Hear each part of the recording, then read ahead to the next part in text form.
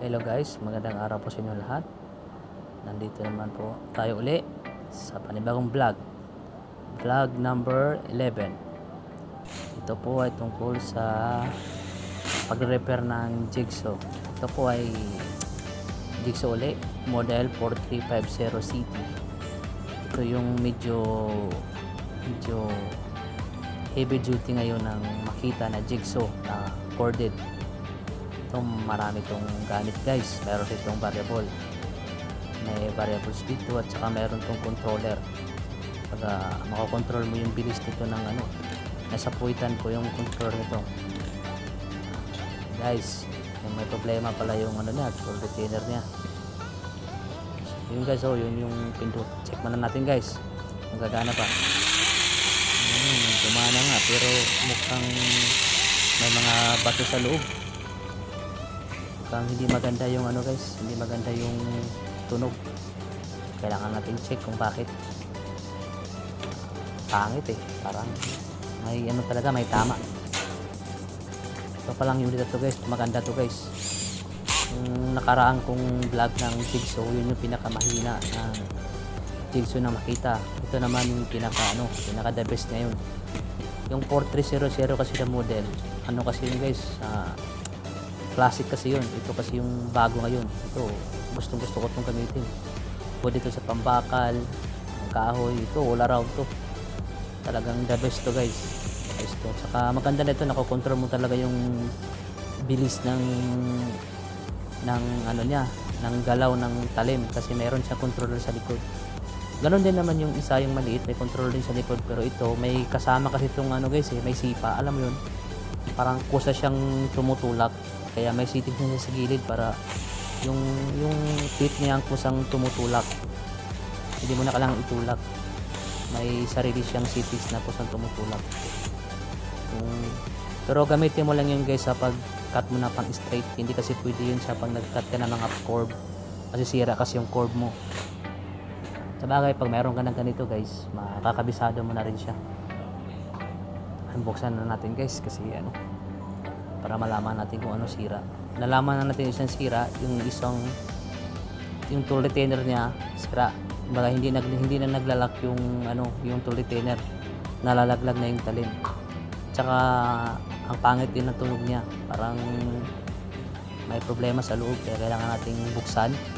Alamin natin kung ano talaga problema. Guys. Yan, buksan natin. Mga ilang tornilyo lang din naman yan guys. 8 siguro yan. Yan yung loob, madumi na siya aba, mukhang napalaban to. Siguro binana to sa bakal. Mga bakal lang tinitira nito, malamang mga tubo or mga pin sheet. Pwede kasi itong gamitin sa pin sheet guys. Pag wala ka kasing tinatawag na shear cutter, pwede mo itong gamitin.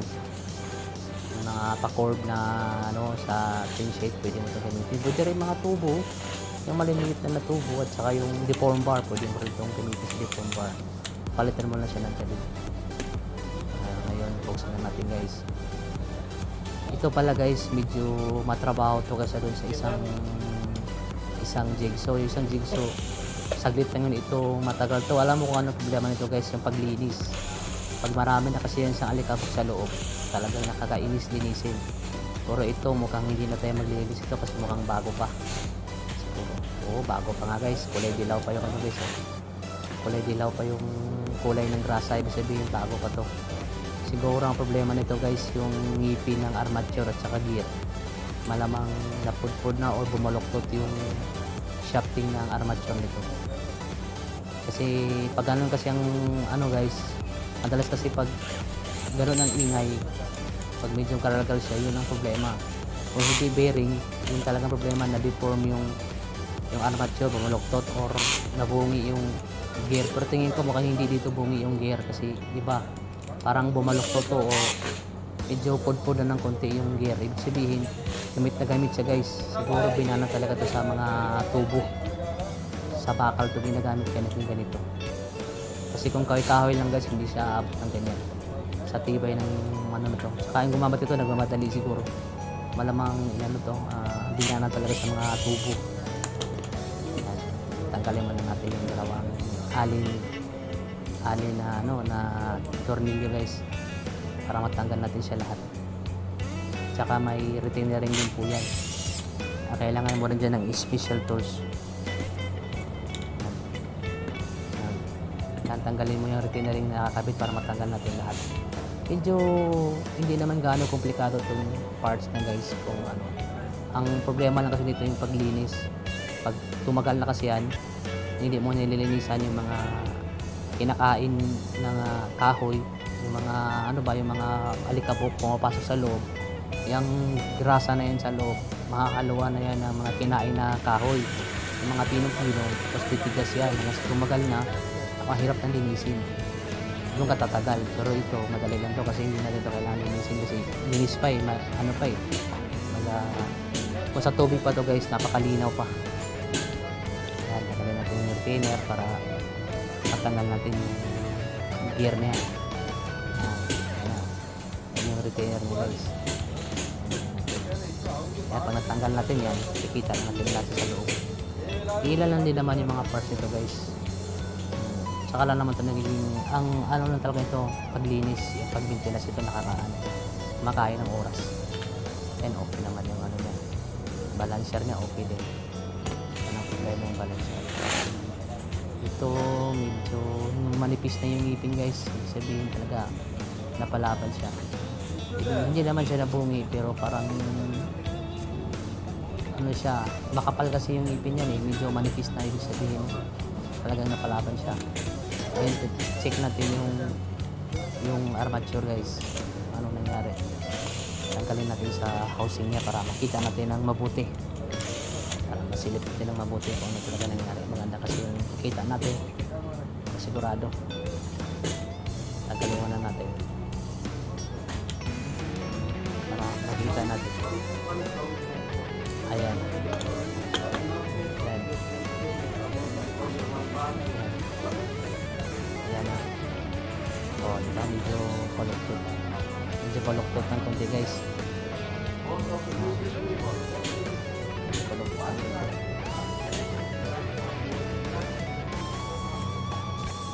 Tapos, yun. Tanggalin natin. Kailangan natin ipag may mano ay. Tigas ah. Sana ba yung martilyo ko? Siguro may kumuha na naman sa lamesa ko. Matigas mo ha. Ayaw lumabas guys. Matigas. Hanap tayo na ibang paraan para matanggal. Parang ayaw talaga. Hanap tayo na pagtulak. Anyway, hanap tayo ng para medyo ayusin natin guys. Yan na. Alam mo guys, oh, ganda pa ng armature. Ganda pa ng winding. Bagong bago pa. Ayun. Itong maganda paraan guys para matanggal. Ganyan dapat ang tamang paraan. Dapat may ganyan kang ano, tubo na yan ganyan. Tulak mo siyang ganyan para lalabas.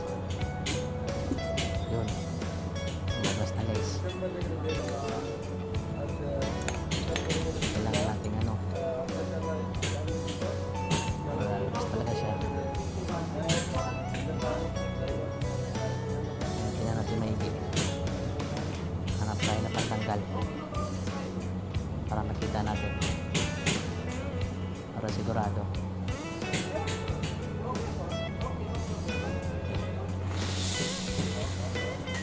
Linis pa guys. Ang ganda pa ng kulay ng ano, rasa. Yan.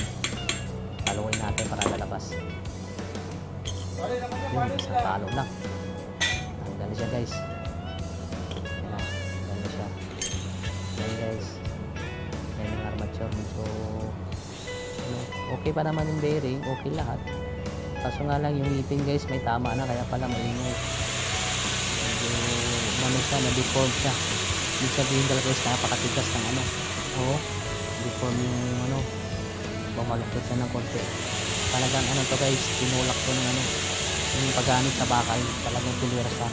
Hindi mo lang kasi kailangan yan itulak kasi may sitting siya na siya mismo ang kakagat. Baga katalon-talon yan. May talon-talon kasi itong ito guys kaya hindi mo na kailangan itulak.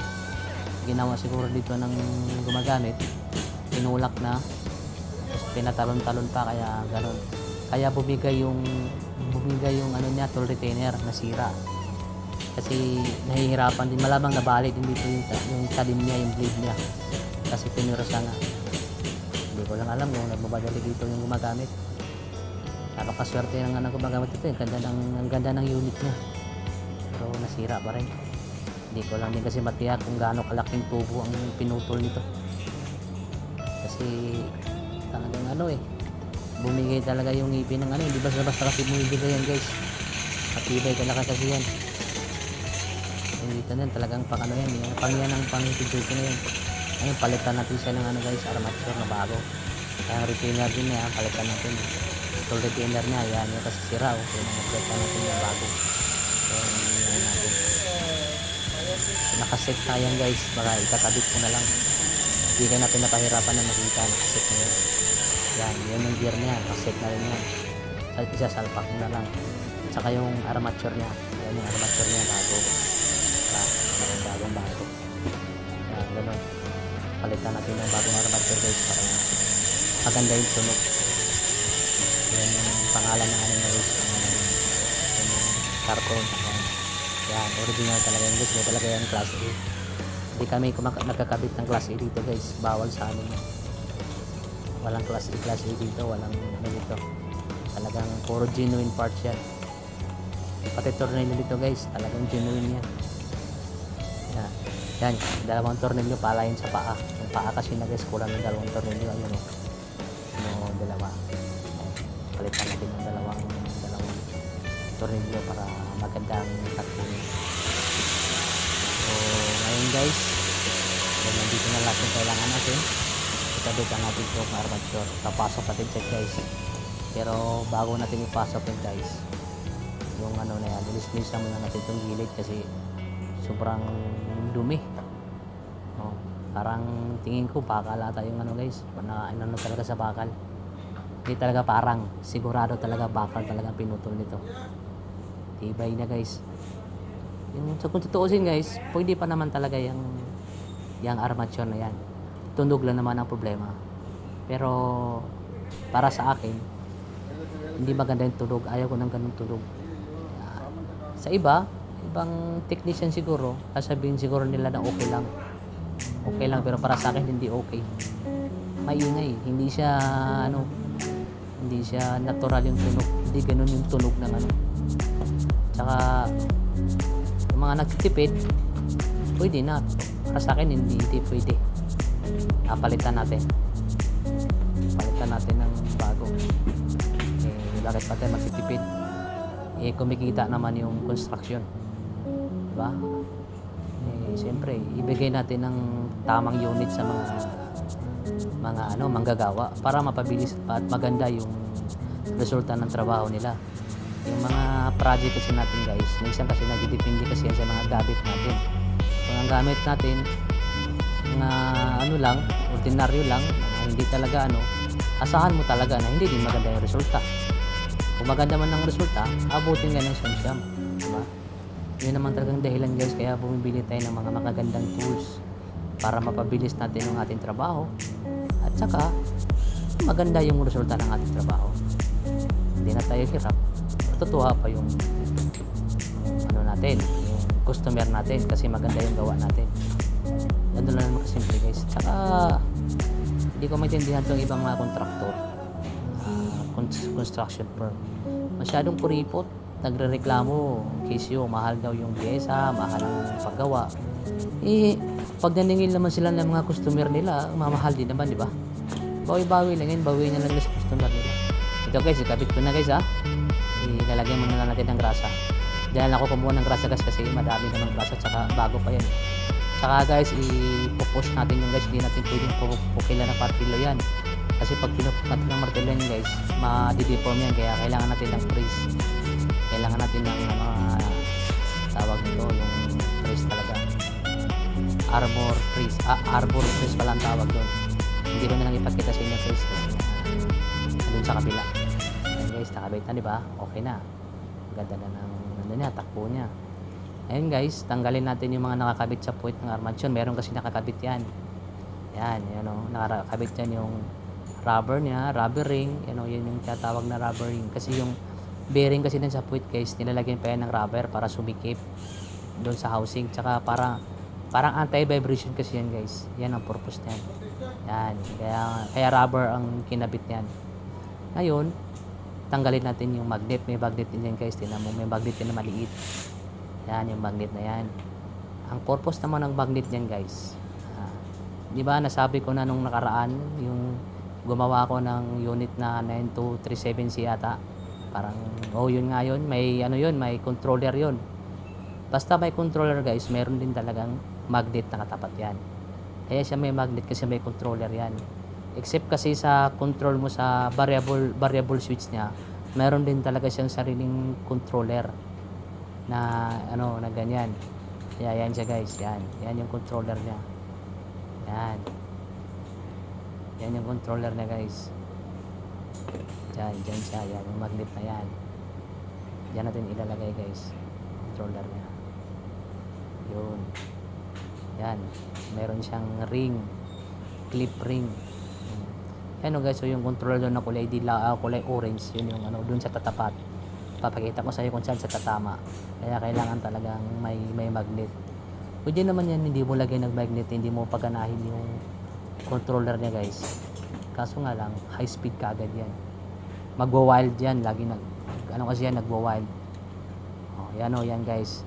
Diyan siya nakalagay. Yan yung niya, connection ng controller. Diyan. Tapos diyan nakalagay yung diyan nakalagay yung puwet ng armature na may ganyan na posisyon niya guys. Diyan, malapit lang siya doon sa parang anong tawag doon? Kalimutan ko anong tawag. Parang humihigop siya ng magnet para yun yung magkukontrol. May tawag doon kasi hindi ko lang maalala. Nasa dila ko na pero hindi ko na maalala. Anyway, i-search nyo na lang sa mga kung anong tawag dyan. Basta pag bumili ka nyan, set na yan, kasama na yan sa controller. Mahal pa naman ang controller nito guys. Parang mas mahal pa nga ata sa armature. Yan ang pinakamahal na parts dyan, yung controller niya pag nasira. Bagay, bihira na naman nasisira yan guys. Madalas nasisira yan pag sinaksak mo to sa generator. Pag biglang nagbako kasi yung kuryente guys. Ganon ang nangyayari. Yan guys, papasok na natin ganyan. Ayan. Ganon lang guys, pagpasok guys. Kamay-kamayin mo lang, hindi mo na kailangan pukpukin ng martilyo. Tsaka yan pala guys, ito pala ginagamit kong cordless kasi nga magaan. Yan, magaan. Itong isa kasi na cordless guys, malakas siya pero mabigat. Pares lang. Yan, mabigat siya. Ito naman magaan yung isa. Ang kaibahan lang ng dalawa, ito yung pinaka-classic. Ay hindi na ako gumagamit yan kasi classic na. Ito ang lagi kong ginagamit kasi magaan. Ang lang kasi yan guys, wala siyang ilaw, hindi kasi kagaya ng isa ng ilaw. Hindi kasi siya masyado guys pag madali isang imanubra kasi magaan. Malakas din naman siya guys, hindi din siya papatalo sa lakas. Pero mas malakas talaga din yung isa, yung 18 volts. 14.4 volts na kasi ito guys. Magaan lang to na unit, magaan. Kaya ito ginamit ko kasi nga nakangawit ako dun. Saka ko lang ginagamit yung isa pag matitigas na bagay yung tinatanggal ko. Yan, tornilyo lang naman kaya yun ang ginagamit ko isa, magaan. Hindi ba ako meron din kasi akong impact drive na drill guys, pero hindi ko muna ginagamit, pinapahinga ko muna. Yung ginagamit ko lang yung pagtanggal ako ng mga laking unit tulad ng HM1306. Yun, kinagamitan ko ganun. Pero ito, hindi na kailangan yun. Pangit kasi yung guys, pag ginamit ko dito minsan kasi nababali yung nababali yung tawag nito, nababali yung tornilyo. Sobrang lakas kasi nun. Yung impact drive kasi guys, kailangan lang talaga yan na meron kang adapter para makontrol mo. Dito kasi hindi mo na kailangan ng adapter kasi yung bit kasi na yung screw bit niya mahaba, so wala siyang control. Pag hindi ka sanay, may tendency na malulustrid yung tornilyo, kaya ayaw kong gamitin dito yung impact drive. Sa malalaki ko lang yung ginagamit yung impact drive. Pag matitigas, kaya baga ginagamit ko lang talaga yung pantanggal lang, pero pang higpit hindi ko yung ginagamit. Nagamit ko pang higpit yung isa, yung DHP 456 na model, yun ang ginagamit ko pang higpit kasi sakto lang yun, meron kasing control yun guys. Yan guys, ikabit ko na yung gear, bagong gear natin para maikabit na natin lahat. Yan, yun okay na, maganda na yung ikot niya guys. Alayin natin mabuti kasi nga Pag hindi kasi na-align yan guys, baka mamaya magka-problema, baka mabungi yung armature natin o mapilipit. Pag napilipit kasi yan guys, kaya hindi mabungi, babaluktot yan, sira na naman. Lagay na natin yung yun guys, balancer. Bago talaga yung balancer na guys, bago lahat. Bago, napakasayang. Ang ingay kasi, hindi talaga naiingayan ako kaya kailangan kong palitan ng motor. Ilagay na natin ng guys, mga parts nito baka makabit na. Medyo matagal-tagal guys madami-dami kasi nung kasi tayo natagalan sa paglinis, nilinis po kasi natin yung housing niya gear housing niya yan, kabit na natin guys yung dalawang alid. Yun kasi yung lock ng lock niya sa gear para hindi siya lalabas. So, pagkatapos nilagay natin yung clip. Yan ang ginagamit ko guys na cordless kasi malakas yan sa higpitan. Tapos may number yan kaya pwede kong baga ibig sabihin nakaset na yung number. Yan, ilagay natin ulit yung retainer ring guys para hindi na siya lalabas. Kunin muna natin yung fly retainer kasi nga binalik ko dun sa lagayan. Nandito kasi ako sa kabilang lamesa kaya kunin muna natin. Yan guys, dito na kakabit na natin guys para matapos na tayo. Medyo mababa na rin yung oras natin. Yan, kapit na. Okay, balik muna natin guys. Konti na lang to guys, ilang minuto na lang to, makakabit na natin to. Meron pa pala tayo isang hindi na ikabit. Ito palang ito pala yung tool retainer. Ito pala isusunod natin pagkabit. Ito guys, itong tool retainer lang titirahin natin. Tanggalin muna natin itong nakakabit na tool retainer para ikabit natin yung bago. Nandiyan pa kasi yung luma, nakakabit pa. Mayroon din kasi yan siyang dyan guys, clip sa loob. Tagal natin yung clip pero tagalin mo din itong mga grasa na nakatakip. Kasi ng grasa tabi mo na natin yung grasa para kaya tatanggalin ko mali yung clip guys. Ingat kayo sa clip guys kasi napakaliit ng clip na yan guys. Pag tinanggal yan guys, minsan lilipad yan. Pag lumipad yan, wala na, hindi mo na mahanap. Kasi ang liit kasi yan guys. Yan, yung bago pa ako, nakailang wala ako nun. Pag tanggal ko, hindi ko na alam kung nasaan na lumipad. Kasi maliit na siya guys lagi akong nawawalan yan, kaya ginagawa ko niya pag gumagawa ko dati, nag-order na ako ng kanya na parts. Kasi sigurado mawawala. Yan guys, ang liit, kita nyo naman, di ba? Pakaliit. Pag lumipad yan, wala na, hindi mo na makita. Yan guys, tingnan mo, hindi naglalak, wala na siyang lock, sira na yung sa loob. Palitan natin ng bago guys para hindi na tayo problema. Linisan mo natin guys kasi yan dumi, tingnan mo sa gilid yan, may yung mga kinakainan pa niya ng pinutol na bakal.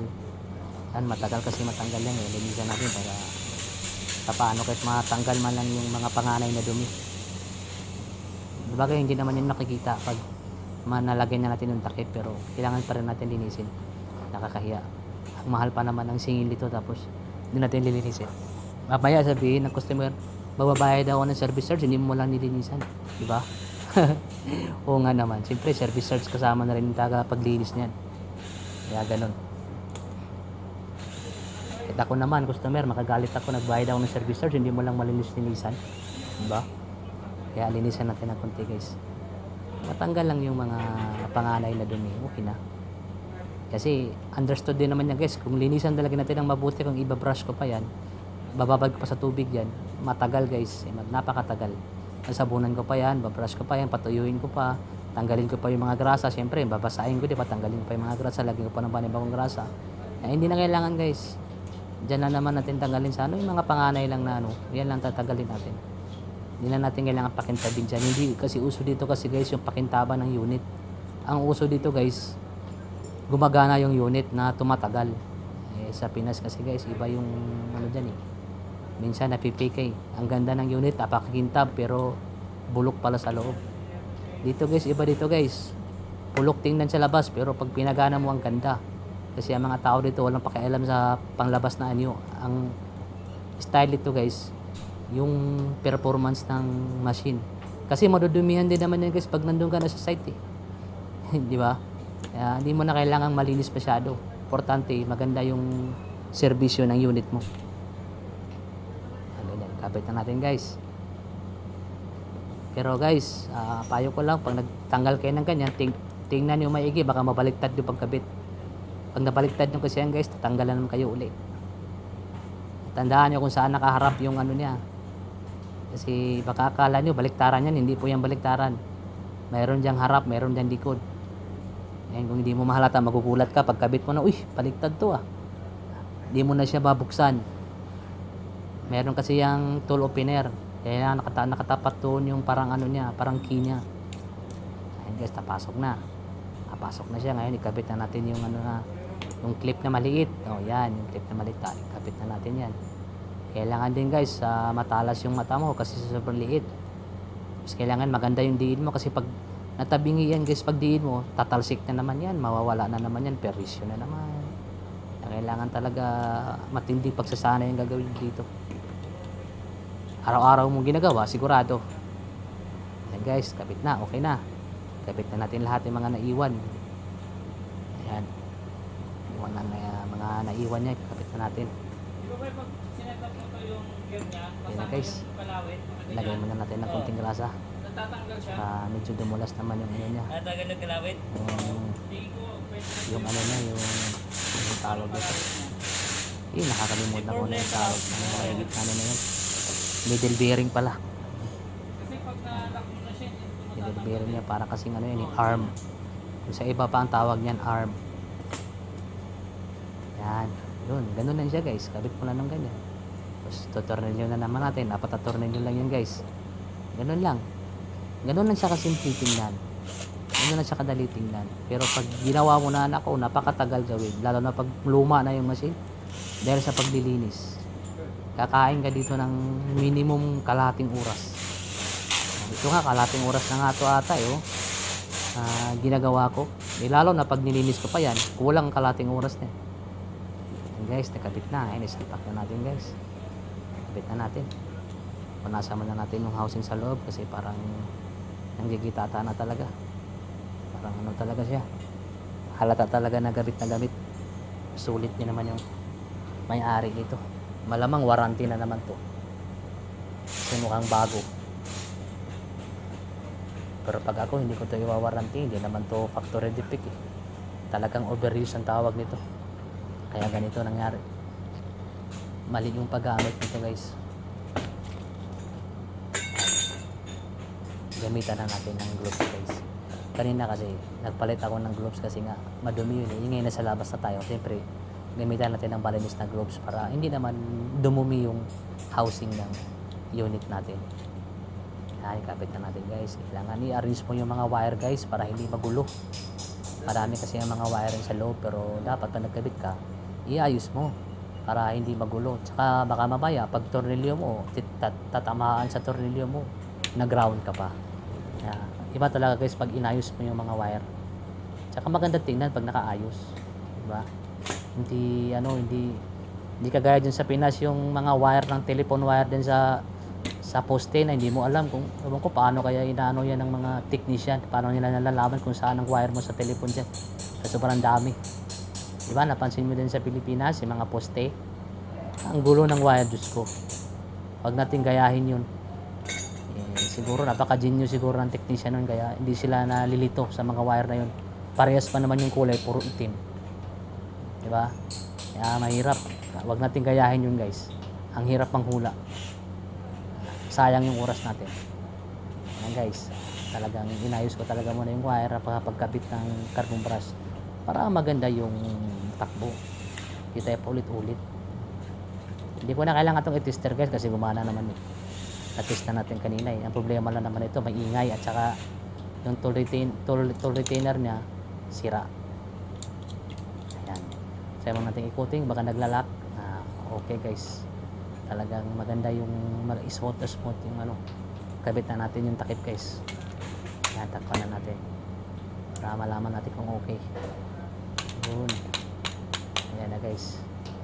I-clip natin mabuti. Ayan, tatarilo na natin. Ayan, para matapos na. Ayan. Tingnan mo guys. Itong tornilyo lang yan guys. Itong tornilyo lang. Yan lang. Okay na guys. Ito na. Titesting na natin kung okay bang tunog. Ayan guys, kung natatandaan ng tunog kanina, i-compare sa tunog ngayon. Ititest ko to. Marinig nyo yung tunog kung alin na mas okay. Ayan. Isaksak ko na guys ha. Titesting na natin kung anong tunog ha. Tunog. Okay nga. Yun o. Tingnan mo. Napakalinis ng tunog. Yan ang tunog bago guys. Ganyan yung tunog niyan pag bago siya. Diba? Kanina gumagana naman. Pero mayroon talagang ibang tunog na hindi ko nagustuhan. Pag sanay ka na kasi dito guys, pag palagi mong naririnig, alam mo kagad na iba yung tunog niya, hindi normal. Yan ang normal na tunog niya guys, tunog bago. Kaya talagang swak na swak guys, okay na okay guys. Ayan guys, ayusin na natin ito, ikapitan natin yung mga paa niya. Mga paa tuloy. Yung paa pala niya, palagi niya lang mga paa. Isa lang paa nito eh. Kabit natin yung paa niya, tsaka yung tulo piner. Yan po yung guys yung tulo piner. Yan yung ano mo para paglagay ka ng talim, yan ang gagamitin mo. Kung wala yan, hindi mo malagyan ng talim yan. Kasi hindi mo kayang ikutin yung tool retainer pag wala yan. Tigas kasi yan eh. Kaya ang purpose yan, tagahila, tagabuka siya ng tool retainer mo. Yan, kaya tawag ng tool retainer. Yan, tuturuan natin guys. Oh, yan, meron tayong nasaan yung blade para masubok natin. Dapat may blade tayo guys para masubok natin kung kakagat pa. Pero sigurado yung kakagat guys kasi bago eh. Bago yan eh. Diba bago yung ginabit natin. Imposible naman hindi kakagat yan eh. Bago yung unit. Kaya hayaan na natin yan. Sigurado yan. Sigurado yung kakagat yan. Kasi bago. Yan. Kaya tiwalang-tiwala ko dyan bago. Kasi kabit na natin yung paa niya guys, yan lang yung kulang. Yung tornilyo sa loob, yung square nut ang tawag dito kasi formang square kasi kaya ang tawag yung square nut. Guys, kabit na natin para maayos na. Yun o. Pumasok. Pinakatapat sa square nut. Pasok natin yung yun. Dali. Na. Tapos kabit natin yung guys. Laban pa natin talaga ulit para parang hindi ka siya kukontento. Kasi mamaya defecto pala yung hindi kasi natin may iwasan guys. Kasi meron kasi sabihin natin bago yung tool retainer. Minsan na sa pag-deliver mamaya nangipit o na-damage kasi siyempre dineliver yan guys, diba? Kailangan talaga natin i-check, diba? Check natin kung talagang kakagat siya. Sigurado tayo. Ano natin guys ha. Yun o. Kumagat talaga guys. Ngayon guys, saksak natin uli ha. Para sigurado ha. Kung tatakbo ba talaga siya. Ano natin. Yun o. Tignan nyo guys. Talagang okay. Tumakbo talaga siya. Yun okay. Sigurado na guys. Confirm na talaga. Naniniguro lang kasi nga. Oo nga naman naisip ko kasi. Hindi kasi porket bago yan. Hindi na sira. Maring bago yan galing sa factory pero yung pag-deliver niyan mga naging na-disgrasya kaya gano'n. Kaya nakabit na natin yung dalawang tornilyo guys. Tapos na guys. Ayan na. Guys, tapos na. Linis-linis na lang. Punas-punasan lang natin ng konti para medyo magmukha naman siyang bago. Ayan guys. Salamat pala guys sa panonood. Sana hindi kayo magsawa. Sana may natutunan kayo sa vlog na to. Medyo mahaba-haba lang talaga guys kasi ayaw ko kasi i-cut kasi gusto ko kasi walang simula hanggang sa matapos makikita nyo talaga kung malaman nyo kung gaano ka haba yung paggawa ko ng isang machine. Guys, salamat sa panonood. Yan na po yung tatlo lang parts sa pinalitan natin guys. Yan lang. And guys, okay na guys. Salamat guys. Salamat. Sana hindi kayo magsawa. Salamat sa ulitin guys. Salamat.